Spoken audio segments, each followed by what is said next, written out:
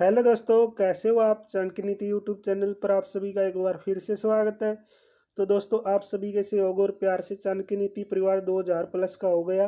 तो दोस्तों, आप सभी का थैंक यू, क्योंकि आपके सपोर्ट की वजह से ही हम ऐसे वीडियो लेके आ रहे हैं। अगर आप हमें सपोर्ट नहीं करेंगे तो हम आगे नेक्स्ट कैसे वीडियो बना पाएंगे। तो दोस्तों, हमें उम्मीद है कि ये सपोर्ट और प्यार हमें आगे भी ऐसे ही मिलेगा। तो ज़्यादा से ज़्यादा प्लीज़ दोस्तों, जिन्होंने चैनल को सब्सक्राइब नहीं किया है तो चैनल को ज़रूर सब्सक्राइब करें। हम आपके लिए ऐसे ही इन्फॉर्मेटिव वीडियो, स्टडी से रिलेटेड एंड मोटिवेशन वीडियो डालते रहेंगे। तो दोस्तों, जो भी वीडियो आएंगी दोस्तों एग्ज़ाम से संबंधित, जैसे अभी रेलवे के एग्ज़ाम से संबंधित वीडियो बना रहे हैं, ये आपके लिए काफ़ी महत्वपूर्ण वीडियो है। क्योंकि अगर आप रेलवे एग्ज़ाम की तैयारी करें तो इनको आपने प्रैक्टिस करना बहुत ही ज़रूरी है, ठीक है ना। जो भी सीरीज चली हुई है इनके क्वेश्चन आप ज़रूर याद कीजिएगा। तो दोस्तों, आज का जो सेट नंबर 38 है इसके क्वेश्चन देखेंगे। तो आज का सेट 38 का फर्स्ट क्वेश्चन आता है आपके सामने। एक एक क्वेश्चन हम अच्छी तरीके से डिस्कस करते हैं। अगर आप लास्ट तक वीडियो देखेंगे तो साथ साथ में आपको सभी क्वेश्चन याद हो जाएंगे। और जिन्होंने हमारी वीडियो नहीं देखी है तो प्ले लिस्ट में जाके आप पिछली वीडियो भी देख सकते हैं। तो आज का फर्स्ट क्वेश्चन आता है, 1 जनवरी 1877 को महारानी विक्टोरिया भारत की क्या बनी थी। क्या बनी है? सम्राज्ञी, ठीक है ना। भारत की महारानी बनी थी ये 1 जनवरी 1877 को महारानी विक्टोरिया, ठीक है। तो ये महारानी की पदवी धारण की थी इन्होंने। तो नेक्स्ट आएगा, रामचरितमानस कौन सी भाषा के अंदर लिखा गया? मोस्ट इंपोर्टेंट प्रश्न है। तो रामचरितमानस लिखा गया है अवधी भाषा के अंदर, ठीक है। अवधी भाषा के अंदर रामचरितमानस लिखा गया, ठीक है। तो नेक्स्ट आएगा, अंग्रेजों ने सर सैयद अहमद खान को कौन सी उपाधि से नवाजा है? तो कौन सी उपाधि से नवाजा था अंग्रेजों ने सर सैयद अहमद खान को? तो नाइटहुड की उपाधि से नवाजा था, ठीक है ना। कौन सी उपाधि दी थी? नाइटहुड की उपाधि सर सैयद अहमद खान को दी थी। तो दोस्तों, अगर आप हमारे टेलीग्राम को ज्वाइन करना चाहते हैं तो डिस्क्रिप्शन में वीडियो की लिंक है, आप टेलीग्राम को भी ज्वाइन कर सकते हैं। हम जो भी अपडेट होती है करंट की वो टेलीग्राम पे शेयर करते रहते हैं। तो नेक्स्ट है, दादर और नागर हवेली भारत में शामिल होने से पहले कहाँ का उपनिवेश था? ये पुर्तगाल का, ठीक है ना। तो दादर और नागर हवेली भारत में शामिल होने से पहले पुर्तगाल के उपनिवेश थे, ठीक है। तो नेक्स्ट आएगा, राष्ट्रपति का चुनाव एकल संक्रमणीय प्रणाली के आधार पर होता है।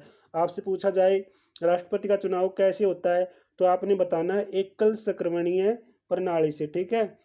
तो नेक्स्ट क्वेश्चन आता है, पानी पानी पंचायत योजना।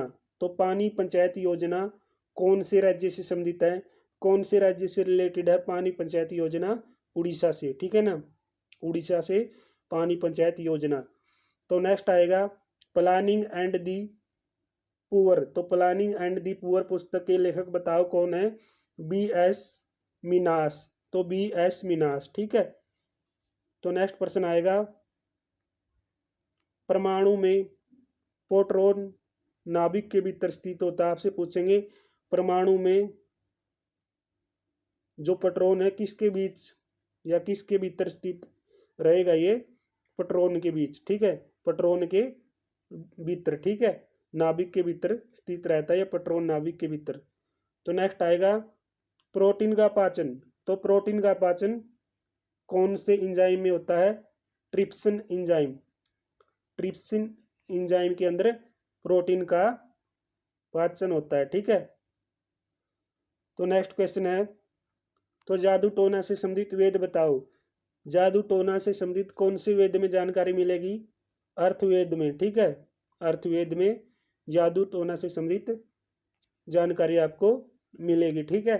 तो नेक्स्ट प्रश्न है, सोमनाथ मंदिर को मोहम्मद गजनवी ने क्या किया था? तड़वाया था, ध्वंस किया था, ठीक है। किसने सोमनाथ मंदिर को तड़वाया? मोहम्मद गजनवी ने। कब तड़वाया था? 1014 के अंदर। नेक्स्ट आएगा, हजरत निजामुद्दीन औलिया कौन सी संप्रदाय से संबंधित थे? चिश्ती संप्रदाय। आपसे पूछेंगे चिश्ती संप्रदाय से संबंधित बताओ। 4 ऑप्शन मिलेंगे, उनमें से एक नाम आपको मिलेगा हजरत निजामुद्दीन औलिया। तो हजरत निजामुद्दीन औलिया, ठीक है, चिश्ती संप्रदाय से संबंधित थे। बिल्कुल आराम से करेंगे। अगर आप आराम से सभी क्वेश्चन करेंगे तो आपको जो नेक्स्ट एग्जाम होगा। तो ये सभी कम्पिटिटिव एग्जाम के लिए फ़ायदेमंद ही क्वेश्चन है, खासकर अगर आप रेलवे एग्जाम की तैयारी करें तो आपके लिए बहुत ही इम्पोर्टेंट पर्सन रहेंगे। तो नेक्स्ट है, चंद्रगुप्त विक्रमादित्य के दरबार में नवरत्नों की एक क्या थी, मंत्री प्रसिद्ध। तो चंद्रगुप्त विक्रमादित्य के दरबार में नवरत्नों की एक क्या थी, मंत्री प्रसिद्ध। आपसे पूछेंगे नवरत्न किसके दरबार में थे, तो नवरत्न में थे चंद्रगुप्त विक्रमादित्य के दरबार में। नवरत्न किसके दरबार में थे, चंद्रगुप्त विक्रमादित्य के दरबार में। तो नेक्स्ट आएगा, संगमरमर की एक रासायनिक संरचना क्या होती है, कार्बोनेट। कार्बोनेट संगमरमर की क्या है, एक रासायनिक संरचना है। तो दोस्तों वीडियो में कोई भी आपको वर्ड समझने आए या कुछ भी गलती हो तो कमेंट बॉक्स में ज़रूर बताइएगा, ताकि हम नेक्स्ट वीडियो में सुधार कर सके। तो नेक्स्ट आता है, ब्रिटिश संसद का प्रथम भारतीय सदस्य। तो ब्रिटिश संसद का प्रथम भारतीय सदस्य पूछा इसने, कौन है, दादा भाई नौरोजी। तो दादा भाई नौरोजी कौन थे, ब्रिटिश संसद के प्रथम भारतीय सदस्य थे। ठीक है। तो नेक्स्ट आएगा, लॉन टेनिस कोर्ट की माप कितनी फुट की होती है, 73 फुट की। कितनी, 73 फुट लॉन टेनिस कोर्ट की माप फुट होती है। ठीक है, 73 फुट, ये 73 फुट की होती है। ठीक है। तो 38 सेट किया हमने, 39 देख लेते हैं। 39 सेट की क्वेश्चन 39 आ गया। ठीक है। तो 39 का मोस्ट इंपोर्टेंट प्रश्न है, कई बार एग्जाम में पूछा गया है। फर्स्ट प्रश्न, अल्फा और बीटा कणों की खोज। तो अल्फा और बीटा कणों की खोज किसने की थी, किसने की है, रदरफोर्ड ने। रदरफोर्ड ने अल्फा बीटा के कणों की क्या की है, खोज की है। तो नेक्स्ट आएगा, अंटर कमीशन के गठन के समय भारत का वायसराय। जब अंटर कमीशन का गठन किया गया उस समय भारत का वायसराय कौन था, लॉर्ड रिपन। कौन थे, लॉर्ड रिपन। ठीक है। अंटर कमीशन के गठन के समय भारत के वायसराय थे। ठीक है। तो नेक्स्ट आएगा, यूरोप महाद्वीप की सबसे लंबी नदी। मोस्ट इंपोर्टेंट प्रश्न है, यूरोप महाद्वीप की सबसे लंबी नदी कौन सी है, तो कौन सी है ये, वोल्गा नदी।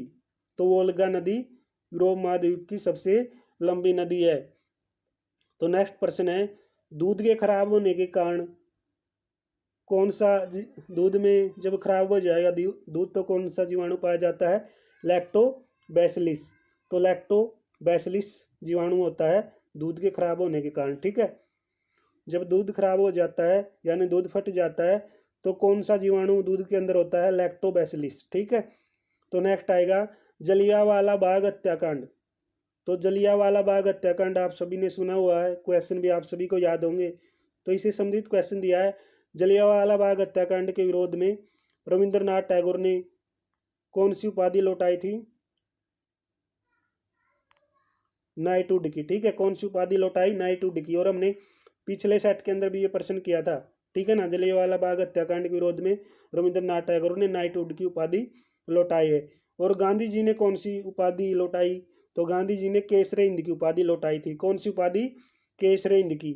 मोस्ट इंपोर्टेंट प्रश्न है, महात्मा गांधी ने जलियांवाला बाग हत्याकांड के विरोध में कौन सी उपाधि लौटाई, केसरे हिंद। ठीक है, केसरे हिंद की उपाधि लौटाई थी।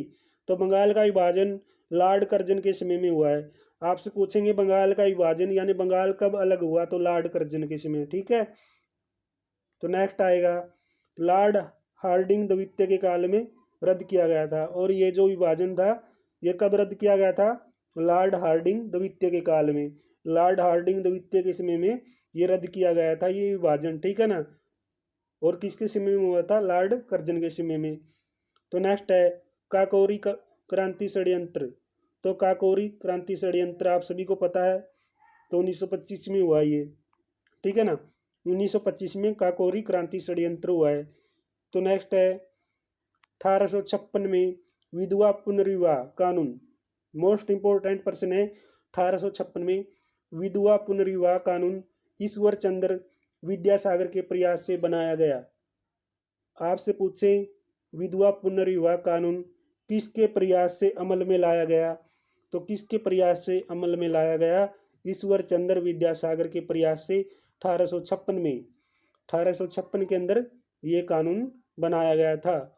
तो नेक्स्ट आएगा विश्व का सबसे बड़ा स्टॉक एक्सचेंज। तो विश्व का सबसे बड़ा स्टॉक एक्सचेंज कौन सा शहर है ये?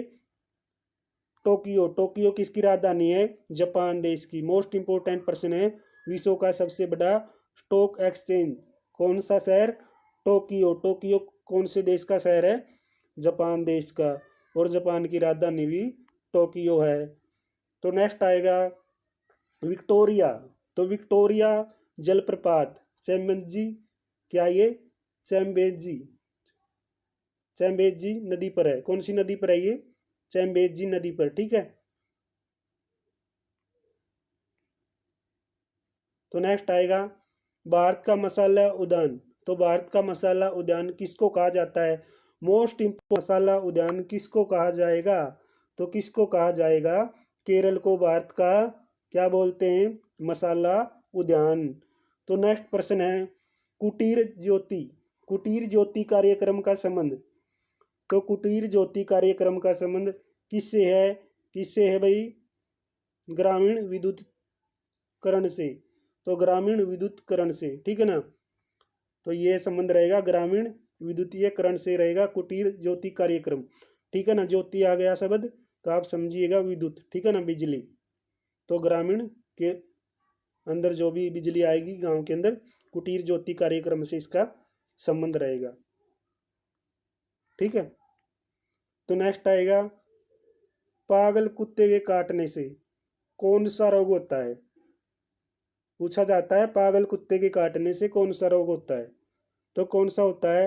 हाइड्रोफोबिया रोग होता है भाई ये। कौन सा? हाइड्रोफोबिया रोग होता है कुत्ते के काटने से, ठीक है ना। तो सेट 40 के क्वेश्चन और देखेंगे। सेट 40 का फर्स्ट प्रश्न हमने पिछले सेट में भी किया था। अंकलेश्वर तेल क्षेत्र कौन से राज्य में है?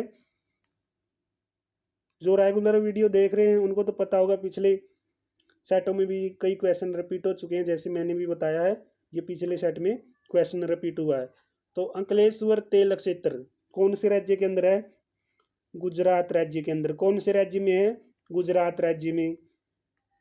तो नेक्स्ट आता है दक्कन मार्ग दक्षिणी अंडमान और लिटिल अंडमान के बीच स्थित है। आपसे पूछेंगे दक्कन मार्ग कहाँ पर स्थित है, किसके बीच स्थित है? तो किसके बीच है ये है भाई अंडमान है, जो दक्षिणी अंडमान और लिटिल अंडमान के बीच, ठीक है। तो विश्व के अधिकांश भूकंप किस क्षेत्र में आते हैं? मोस्ट इंपोर्टेंट प्रश्न है, पक्का याद कर लीजिएगा। विश्व के अधिकांश भूकंप है जो किस क्षेत्र में आते हैं, किस एरिया के अंदर विश्व के अंदर सबसे ज्यादा भूकंप आता है? तो प्रशांत महासागर में सबसे ज्यादा भूकंप आता है, ठीक है। भूकंप के झटके सबसे ज्यादा कहाँ पर फील किए जाते हैं? प्रशांत महासागर में। तो नेक्स्ट आएगा रजिया सुल्तान ने किसके साथ शादी की थी? मोस्ट इंपोर्टेंट प्रश्न है, रजिया सुल्तान ने किसके साथ शादी की थी? आप सभी को पता होगा, अल्तुनिया के साथ विवाह किया था रजिया सुल्तान ने, ठीक है। तो नेक्स्ट आपके सामने लॉर्ड डफरिन के शासनकाल में भारतीय राष्ट्रीय कांग्रेस की स्थापना हुई। आपसे पूछेंगे किसके काल में भारतीय राष्ट्रीय कांग्रेस की स्थापना की गई, यानी भारतीय राष्ट्रीय कांग्रेस किसके काल में बनी थी? तो लॉर्ड डफरिन के काल में भारतीय राष्ट्रीय कांग्रेस बनाई गई थी। आप सभी को मालूम भी होगा, तो जिन्हें मालूम है उनके लिए तो रिवाइज प्रश्न है, जो फर्स्ट टाइम देख रहे हैं उनको याद हो जाएगा। तो नेक्स्ट है बिहार में 18 स्थान की विद्रोह का नेतृत्व। मोस्ट इंपोर्टेंट प्रश्न है, मैंने कहा 18 स्थानों की क्रांति थी। जो भी प्रश्न बनेगा या 18 स्थान की क्रांति से संबंधित एक एक क्वेश्चन आपको अच्छी तरीके से याद होना चाहिए, क्योंकि मोस्ट इंपोर्टेंट टॉपिक है 18 स्थानों की क्रांति से संबंधित। आप चाहे कोई भी एग्जाम उठा के देखना, कहीं ना कहीं आपसे 18 स्थानों की क्रांति संबंधित क्वेश्चन जरूर पूछा गया, और नेक्स्ट एग्जाम में भी यहाँ से क्वेश्चन पूछा जाएगा 18 स्थानों की क्रांति से। जैसे इसके अंदर पूछा गया बिहार में 18 स्थानों का विद्रोह किसके समय में हुआ था, किसके नेतृत्व में हुआ, ये किसने लीड किया? ये वीर है कुंवर सिंह। तो वीर कुंवर सिंह के समय, ठीक है, वीर कुंवर सिंह के समय बिहार में 18 स्थानों का विद्रोह हुआ है। तो नेक्स्ट क्वेश्चन आता है पिट्स इंडिया एक्ट। तो पिट्स इंडिया एक्ट कब पारित हुआ? तो पिट्स इंडिया एक्ट 1784 में पारित हुआ था। कब हुआ था? 1784 में। तो नेक्स्ट प्रश्न है, रेटिना के बीच वर्ताकार भाग को क्या कहा जाएगा? आपसे पूछेंगे। देखो मैंने ये क्वेश्चन करवाया भी था पीछे, रेटिना किसे कहते हैं? तो रेटिना के बीच का भाग पूछा वर्ताकार, क्या कहलाता है? पीत पीत बिंदु कहलाता है रेटिना के बीच का वर्ताकार भाग। तो नेक्स्ट है, दक्षिणी एशिया का सबसे बड़ा मरुस्थल। तो दक्षिणी एशिया का सबसे बड़ा मरुस्थल कौन सा है? थार मरुस्थल दक्षिणी एशिया का सबसे बड़ा मरुस्थल है। तो नेक्स्ट आएगा जो एक मोस्ट इंपोर्टेंट प्रश्न है, मिमीसा। तो मिमीसा दर्शन के संस्थापक पूछा इसने। मिमीसा दर्शन के संस्थापक कौन है?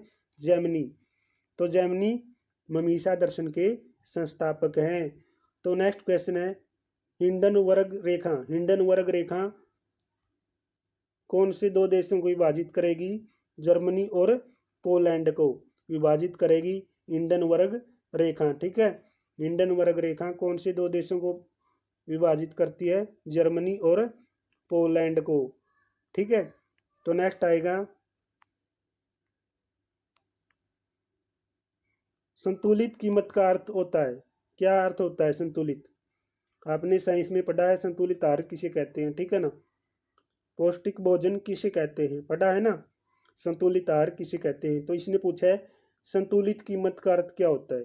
तो संतुलित कीमत का अर्थ क्या होता है? मांग एवं पूर्ति द्वारा निर्धारित कीमत। ठीक है ना, जो मांग की जाएगी और जो पूर्ति होगी उसके द्वारा जो भी उसकी निर्धारित कीमत होगी। ठीक है ना, निर्धारित कीमत का मतलब क्या होता है?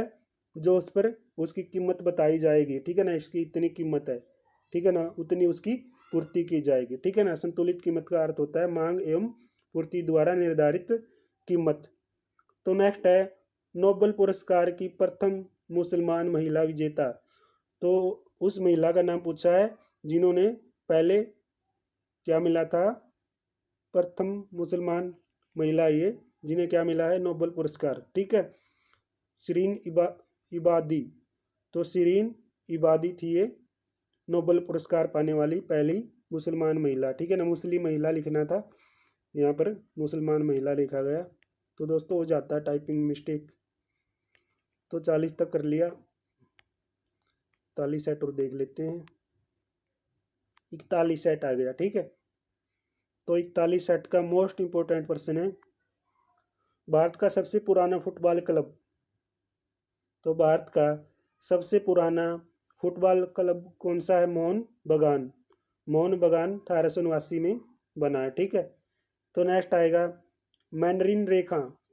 तो ये रेखा याद कर लेना कौन कौन से देशों को विभाजित करती है। ठीक है, जैसे हमने पीछे पढ़ा है।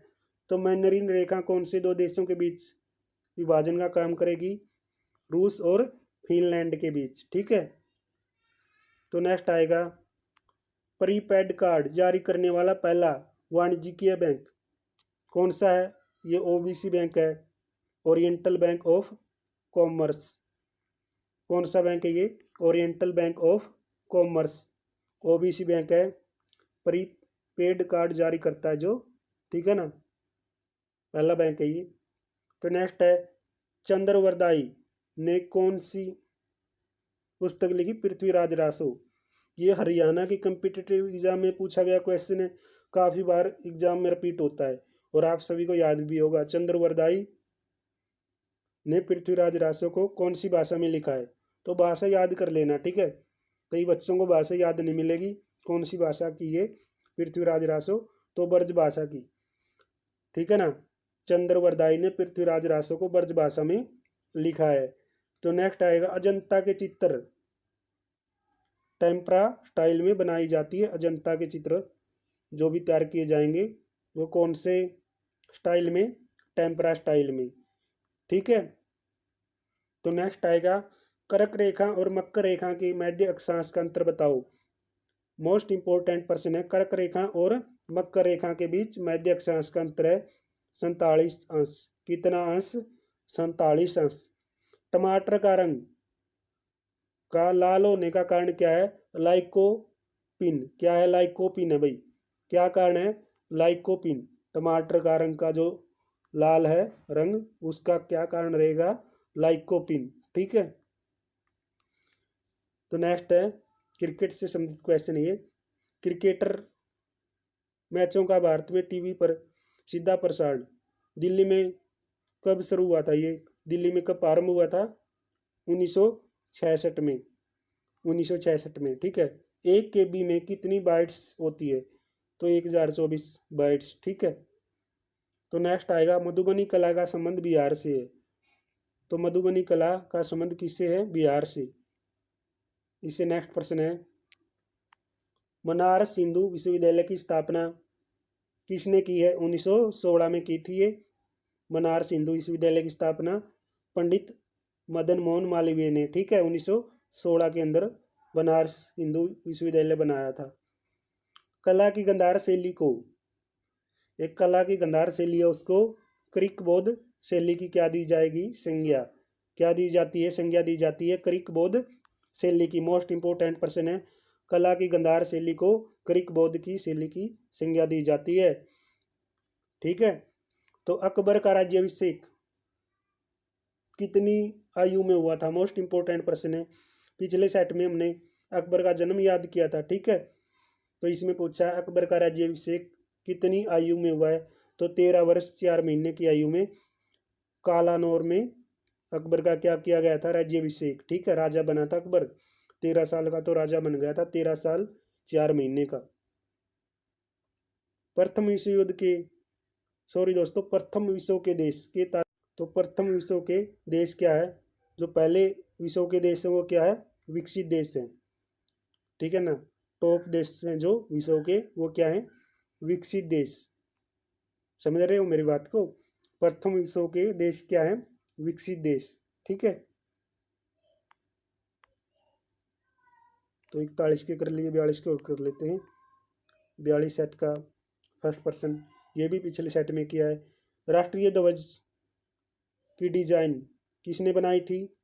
पिंगाली वेंके ने। पिंगाली वेंके ने बनाया था राष्ट्रीय ध्वज का डिजाइन। बक्सर युद्ध के उपरांत 1765 में कौन सी संधि हुई है? इलाहाबाद की संधि। ठीक है।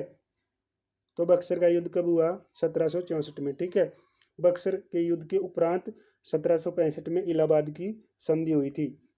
तो नेक्स्ट आएगा, हुमायूं के मकबरे का जो वास्तुकार है वो कौन है? मीरक मिर्जा गियास। तो कौन है? मीरक मिर्जा गियास। ठीक है। का निर्माण किसने करवाया था? आजी बेगम ने। आजी बेगम ने तो हुमायूं के मकबरे का निर्माण करवाया है और वास्तुकार है मीरक मिर्जा गियास। ठीक है। विश्व की सबसे चौड़ी जल संधि कौन सी है? ये डेविस जल संधि। तो डेविस जल संधि है विश्व की सबसे चौड़ी जल संधि। ठीक है। चौड़ाई में सबसे बड़ी मान के चलेंगे जल संधि है जो डेविस जल संधि। ठीक है। सबसे चौड़ी जल संधि। तो नेक्स्ट है, विश्व के मानचित्र के सर्वप्रथम निर्माणकर्ता कौन थे भाई? जो विश्व का मानचित्र है, नक्शा है, उसके सबसे पहले निर्माणकर्ता कौन थे? अनेंगजी मेंडर। कौन से देश के थे ये? यूनान देश के। कौन से देश के थे ये? यूनान देश के थे विश्व के मानचित्र के सबसे पहले निर्माणकर्ता रहे हैं। ठीक है। तो नेक्स्ट आएगा, इलायची की खेती के लिए उपयुक्त मिट्टी। जो इलायची है उसकी खेती के लिए उपयुक्त मिट्टी कौन सी रहेगी? लेटराइट। तो लेटराइट की मिट्टी में इलायची की खेती सबसे ज़्यादा की जाती है, यानी इलायची की खेती के लिए उपयुक्त मिट्टी ही लेटराइट है। ठीक है। तो नेक्स्ट आएगा, शुक्र ग्रह का एक दिन पृथ्वी के 117 दिन के बराबर होता है। मोस्ट इंपोर्टेंट प्रश्न है, जो शुक्र ग्रह है उसका एक दिन पृथ्वी के कितने दिनों के बराबर होता है? 117 दिनों के बराबर होता है। ठीक है ना। याद कर लेना, मोस्ट इंपोर्टेंट प्रश्न है। 117 दिनों के बराबर कौन से ग्रह का दिन बराबर है? शुक्र ग्रह। ठीक है। एक दिन बराबर होता है पृथ्वी के 117 दिनों के बराबर। तो नेक्स्ट है, पृथ्वी का औसत तापमान कितना होता है? पृथ्वी का औसत तापमान 15 डिग्री सेल्सियस। तो नेक्स्ट आएगा, भारत में प्रथम प्रेस की स्थापना। तो भारत में प्रथम प्रेस की स्थापना 1550 में पुर्तगालियों ने की थी। ठीक है, किसने की है? पुर्तगालियों ने 1550 के अंदर भारत में प्रथम प्रेस की स्थापना की थी। अशोक स्तंभ को दिल्ली कौन लेकर आया? फिरोज शाह तुगलक। ठीक है, तो नेक्स्ट आएगा इलायची का सर्वाधिक उत्पादन। तो हमने मिट्टी पढ़ा है इलायची की। उपयुक्त मिट्टी कौन सी है जिसके अंदर इलायची की खेती की जाती है? लेटराइट। तो इसमें पूछा इलायची का सर्वाधिक उत्पादन कौन से राज्य में किया जाता है? केरल में। ठीक है ना, केरल के अंदर सबसे ज्यादा इलायची की खेती की जाती है। तो नेक्स्ट आएगा वाजिद अली शाह कहाँ के अंतिम नवाब थे? तो ये थे अवध के अंतिम नवाब वाजिद अली शाह। तो नेक्स्ट आएगा डोलड्रम बैलेट कौन सी रेखा के निकट है? ये विषुवत रेखा के, विषुवत रेखा के डोलड्रम बैलेट निकट है। ठीक है, स्वतंत्र भारत का सार्वजनिक क्षेत्र का पहला निगम कौन सा है? तो ये निगम है दोस्तों दामोदर घाटी निगम। कौन सा निगम है? दामोदर घाटी निगम है स्वतंत्र भारत का सार्वजनिक क्षेत्र का पहला निगम है ये। ठीक है, तो नेक्स्ट प्रश्न आता है, आज का अंतिम प्रश्न है ये इस वीडियो का। माउंट एवरेस्ट नाम भारत के एक महासर्वेक्षक सर जॉन एवरेस्ट के नाम पर पड़ा था। आपसे पूछेंगे माउंट एवरेस्ट का नाम भारत के कौन से महासर्वेक्षक के नाम पर पड़ा है? तो चार ऑप्शन मिलेंगे आपको, उनमें से एक नाम मिलेगा जॉन एवरेस्ट के नाम। किसके नाम पर पड़ा था? जॉन एवरेस्ट के नाम पर माउंट एवरेस्ट का नाम पड़ा है। ठीक है, तो दोस्तों आज की वीडियो में भी हमने मोस्ट इंपॉर्टेंट क्वेश्चन डिस्कस किए हैं जो आपके नेक्स्ट एग्जाम के लिए काफ़ी फायदेमंद है। तो आज की वीडियो ज़्यादा से ज़्यादा शेयर करें और जो फर्स्ट टाइम चैनल पर आए हैं तो चैनल को ज़रूर सब्सक्राइब कीजिएगा। तो दोस्तों तब तक थैंक्स फॉर वॉचिंग। जय हिंद जय भारत। जल्दी मिलते हैं नेक्स्ट वीडियो में।